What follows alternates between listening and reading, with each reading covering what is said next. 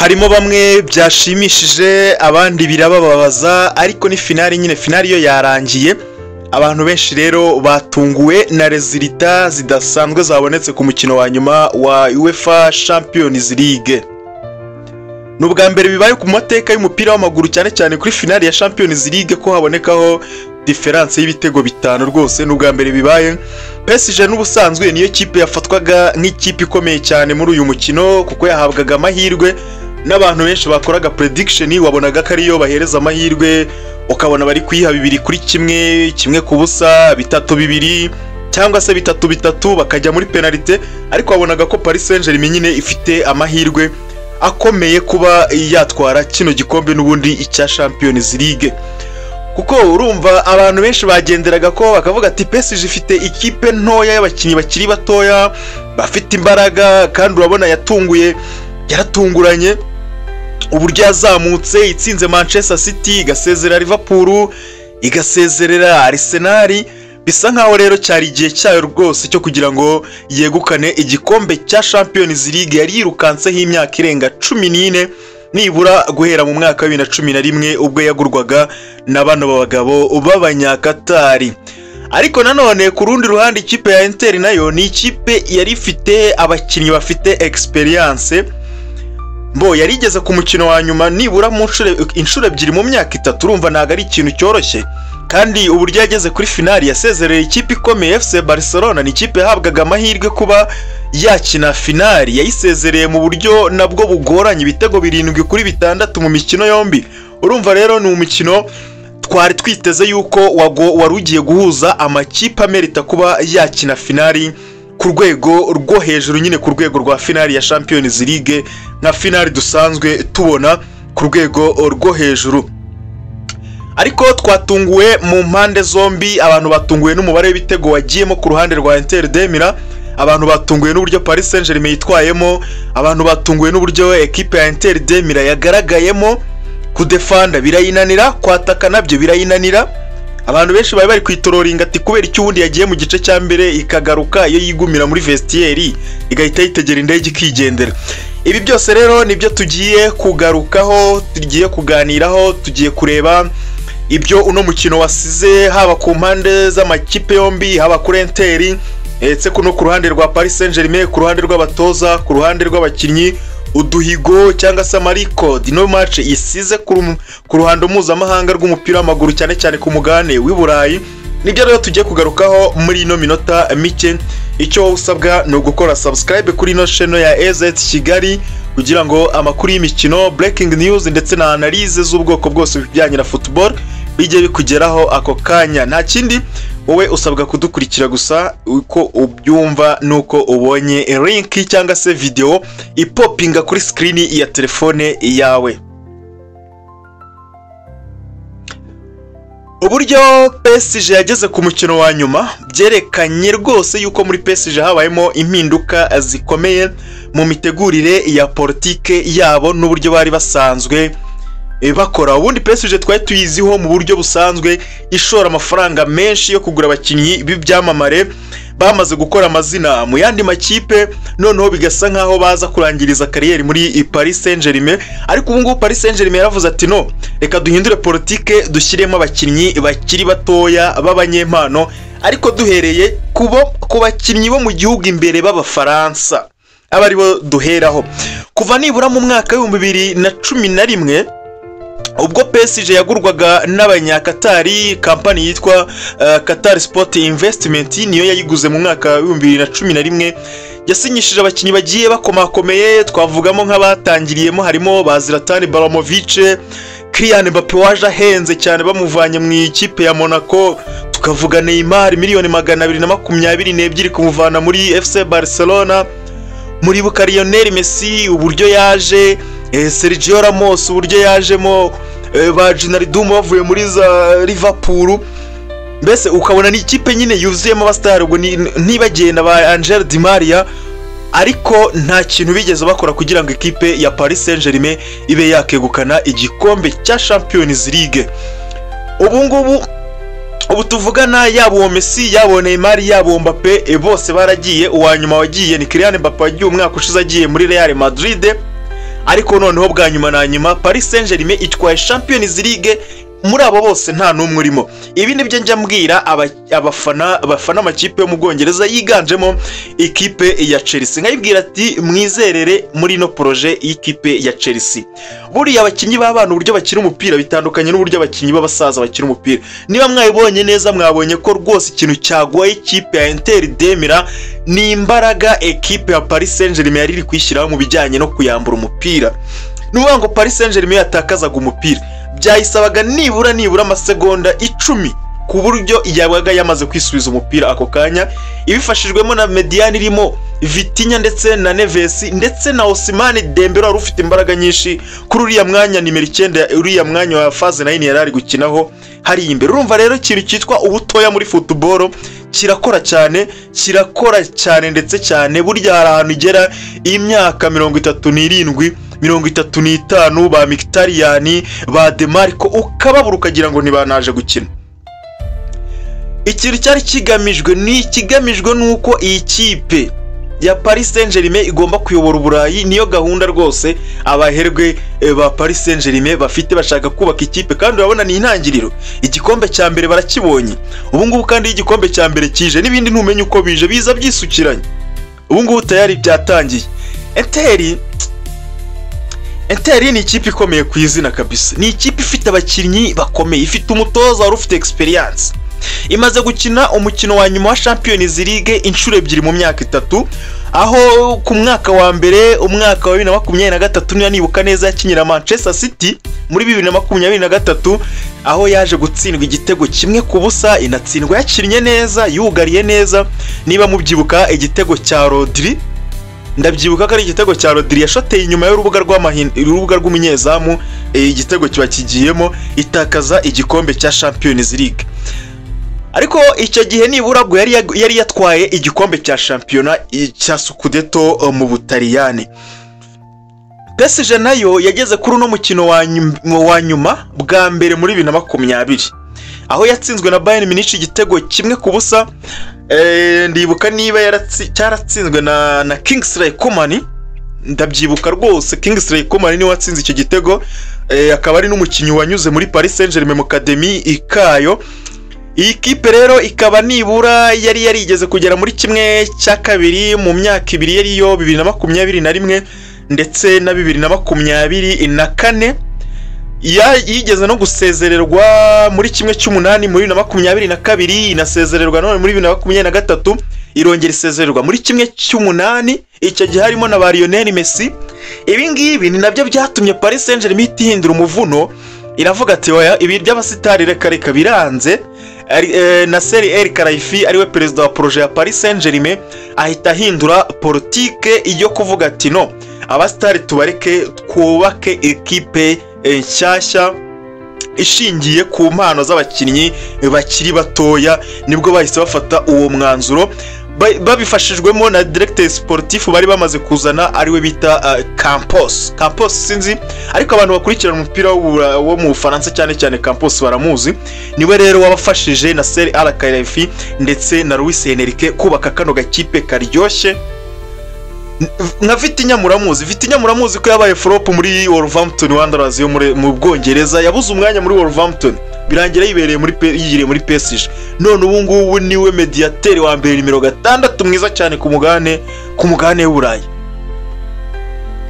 Ousmane Dembele ubu ngubu bari guhatanira Ballon d'Or, n'ukuntu yavuye muri Barcelona byanze. Nibura kuri uno mwaka amaze gutsinda ibitego 30 muri uno mwaka arabifite, harimo 8 yatsinze muri Champions League ndetse na assist 6 yatanze, bikanamugira n'umukinnyi wa mbere rero mu mateka ya Champions League mu ikipe ya Paris Saint-Germain umaze kugira uruhare rw'ibitego byinshi muri campaign ya Champions League y'umwaka umwe, aho yakuyeho agahigo ka Kylian Mbappé wari ugafite.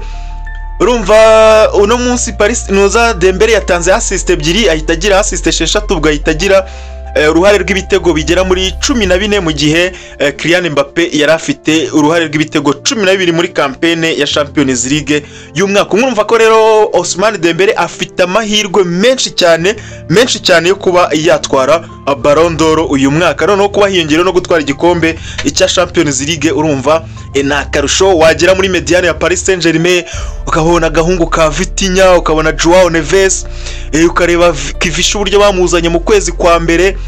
Paris Saint-Germain yari iri hafi gusezererwa mu matsinda itageze muri kimwe cy'umunani, ariko aho bazaniye Kivisha avuye mu ikipe ya Napoli ibintu byahise bihinduka, ikipe iragenda iracyara bya danje.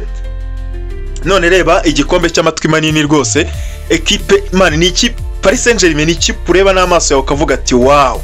Hari umunyamakuru wo kuri Radio Rwanda mu kanya wa postinze aravuga ati baze bari abakinnyi bavuguze. Numva uwo munyamakuru afana ikipe ya Arsenal yavuze ati ati baze nk'abari abakinnyi bose bazanye muri Arsenal nkabareba, nibura nubwo nabareba umukino umwe gusa sinzongere kubareba bambaye jezi ya Arsenal. Mu by'ukuri Luis Enrique ni master mu bijyanye na coaching.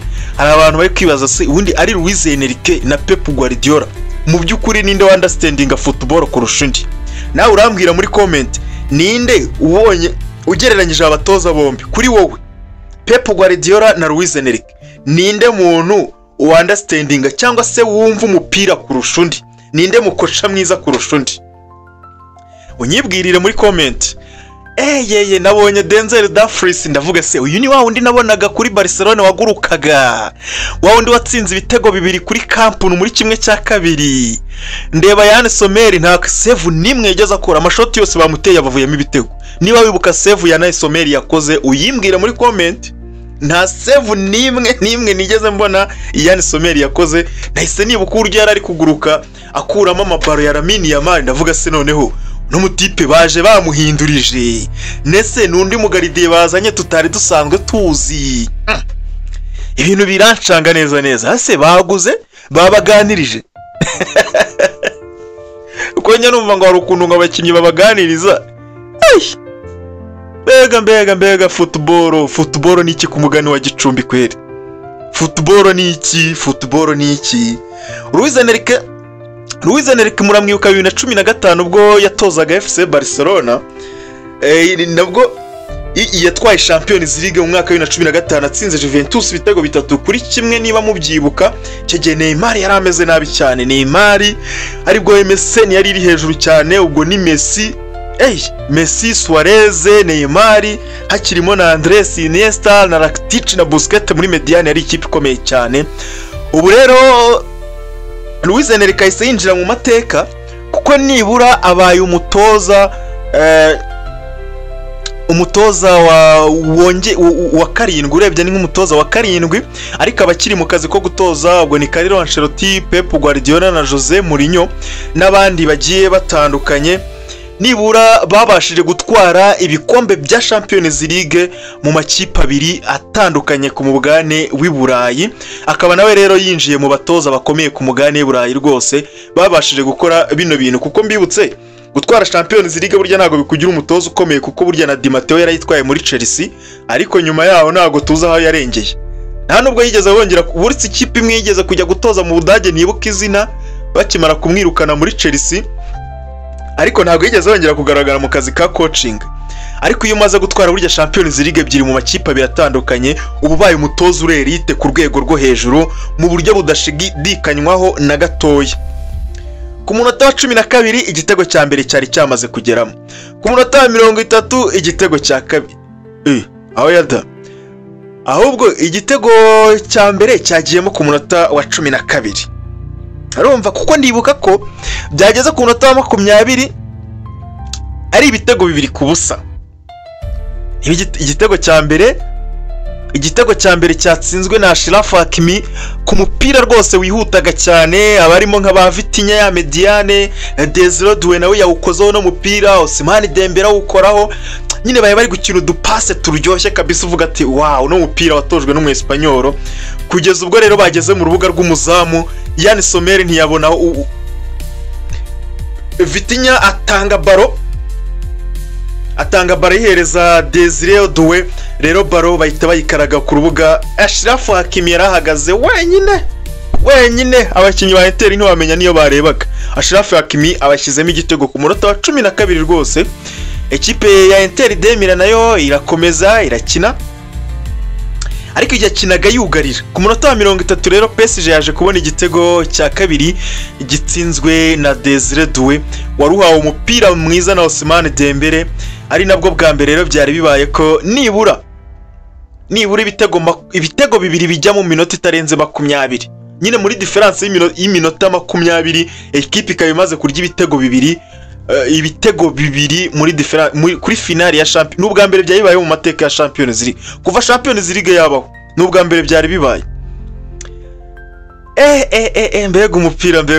Igice cya kabiri rero cyatangiye ikipe zombi ubona ko nyine zifunguye. Inter de Milan irimo gushaka gukina, ariko ntago PSG yigeze ihereza amahirwe Paris ikipe ya Inter yo kuruhuka, kuko ku munota wa 50 PSG yahushije igitego ku mupira wari uzamukamwe na Fabian Ruiz, uno mu mediateur w'Umwespanyol w'umunyemoso nziza, ariko ageze mu rubuga rw'umunyezamu Inter de Milan rwa Inter de Milan nyine ahereza baro Kivisha, ateye umupira rero uca hanze y'izamu ho gatoya. Equipe ya Inter de Milan iriruhutsa, ariko ntibyari bihagije, kuko ku munota wa 63 equipe ya PSG yabonye igitego cya gatatu cyatsinzwe nanone na Desire Doué, ababonye ibitego bibiri.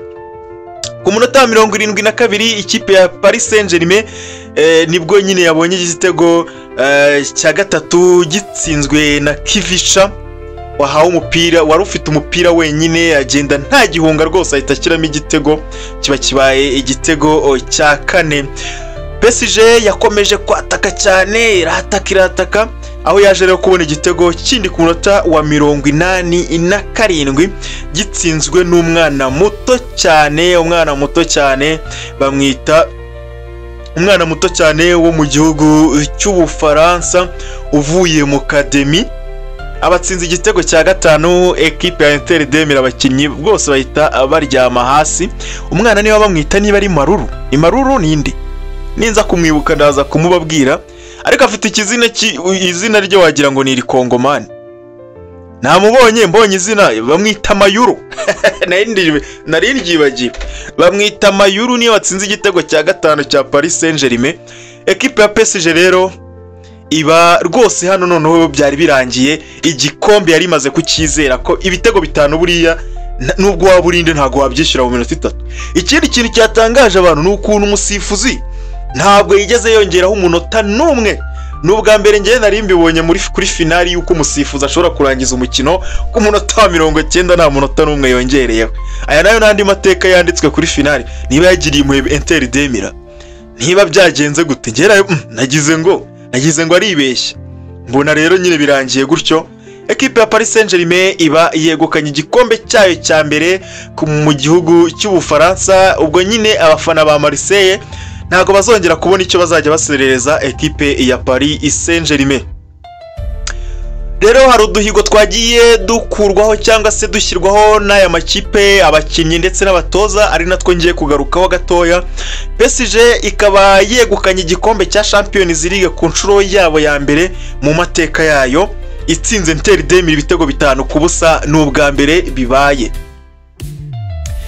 N'ubwa mbere mu mateka y'amarushanwa umukino wa nyuma urangira hari ikinyuranyo cy'ibitego 5 hagati y'amakipe. N'ubwa mbere ikipe ibibaye kuri finali, akaba ari ubwa mbere akaba Paris Saint-Germain ibaye ikipe ya mbere ibikoze.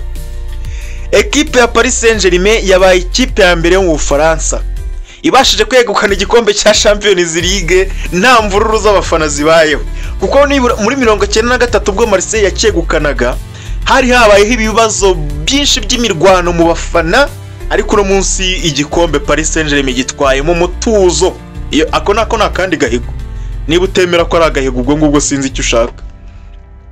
Paris Saint-Germain nayo kandi yiyongereye mu mibare y'amakipe yabashije gutwara Continental Treble, navuga shampiyona y'igihugu, igikombe cy'igihugu na Champions League ku nshuro yabo ya mbere babikorera no mu gihugu cy'Ubufaransa. Ni nabwo bwa mbere bibaye mu Bufaransa. Noneho amateka yanditswe n'abakinnyi ku ruhande rwabo rero no kuvuga umukinnyi bita Desire Doué, ni umukinnyi muto wa Paris Saint-Germain watsinze ibitego bibiri anatanga umupira wavuyemo igitego. Ahabwa n'igihembo cy'umukinnyi w'umukino cyangwa se bita player of the match. N'ubwa mbere rero bikozwe n'umukinnyi uri mu myaka nk'iye kuri finali ya Champions League. Kivisha yabaye umukinnyi wa mbere ukomoka mu gihugu cya Georgia ubashije kwegukana igikombe cya Champions League. Umukinnyi wacu mukongomani wo hakurya hano witwa Seni Mayuru niwe mukinnyi ukiri muto wa Paris Saint-Germain wabashije gutsinda igitego cye cya mbere muri Champions League, noneho akarusho kandi karenze anabikora ku mukino wa nyuma. Tugiye ku ruhande rw'abatoza, Luis Enrique niwe umutoza wa Paris Saint-Germain wabashije kwegukana igikombe cya Champions League ku nshuro ya kabiri nk'umutoza nyuma yo kugegukana na FC Barcelona muri 2015 nkuko nabibabwiye, anaba n'ibindi byiyongereho. Urumva yabaye n'umutoza wagiye ku rutonde rw'abandi batoza babashije kwegukana ibikombe bya Champions League mu makipe atandukanye. Ikindi kirenze, yabaye umutoza wa kabiri mu mateka y'umupira w'amaguru w'abanyaburayi ubashije kwegukana Continental Treble inshuro ebyiri, kuko urabyibuka ko yayegukanye muri FC Barcelona 2015, none yongeye kubikora muri Paris Saint-Germain. Undi wa kabiri wa mbere wabikoze ni Pep Guardiola wabikoze muri FC Barcelona akanabikora mu ikipe ya Manchester City. Nawe rero muri comment ushobora kutubwira ikintu kirenze cyagutunguye kuri uno mukino warebye ukavuga ati kano kantu nakabonye kabisa, ndavuga ati wow, ati ndatunguwe. Utubwire hasi muri comment.